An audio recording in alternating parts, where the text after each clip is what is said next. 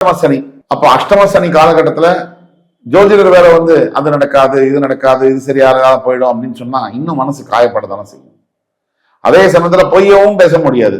இப்படி இக்கட்டான சூழ்நிலை இருக்கக்கூடிய இந்த நேரத்துல அஷ்டம சனி அப்படின்னா நமக்கு அனுபவங்கள் வரும். சிம்மராசிக்காரர்களுக்கு புதிய அனுபவங்கள் வரும். சில தோல்விகள் மூலியமா சில படிப்பினைகள் வரும். சில ஏமாற்றங்கள் மூலியமா சில ஏற்றங்கள் வரும். இதுதான் நிதர்சன உண்மை. இந்த அஷ்டம சனி காலகட்டத்துல வெறும் தோல்வியா, வெறும் இழப்பா, வெறும் அவமானமா அப்படின்னு கேட்டா சத்தியமா இல்லை. கண்டிப்பா தோல்விகள் இருக்கு, இழப்புகள் இருக்கு, அவமானம் இருக்கு. ஆனா அது மட்டும் நடக்காது. ஒரு தோல்வியை கொடுத்து மறுபடியும் வெற்றி வரப்போகுது.